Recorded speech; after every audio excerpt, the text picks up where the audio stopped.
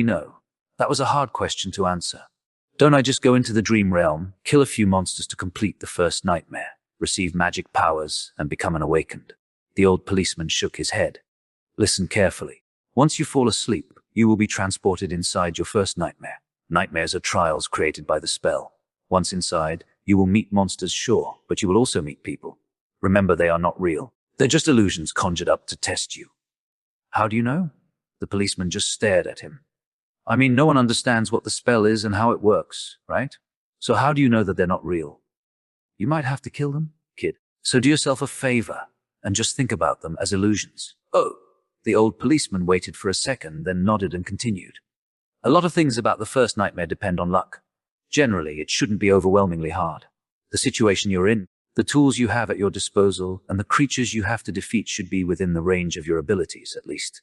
After all, the spell sets up trials, not executions.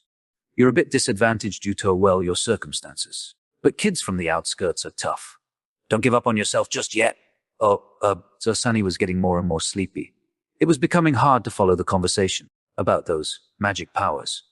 You mentioned you will indeed receive them if you survive until the end of the nightmare.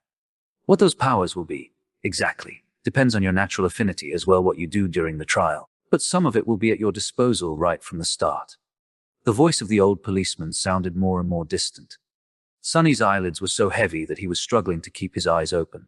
Remember, the first thing you must do once inside the nightmare is to check your attributes and your aspect.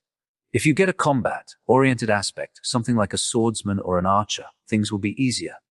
If it is reinforced by a physical attribute, then that's even better. Combat aspects are the most common, so the probability of receiving one is high. The armored room was growing dimmer. If you're unlucky and your aspect has nothing to do with combat, don't despair. Sorcery and utility aspects are useful in their own ways. You'll just have to be smart about it.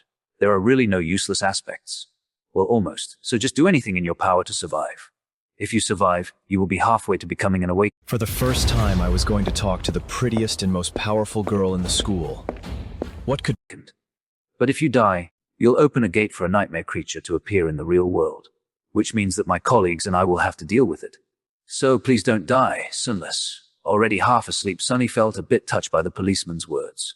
Or, at least, try to not die right away. The nearest awakened won't be able to get here for a few hours, so we would really appreciate it if you don't make us fight that thing ourselves. What?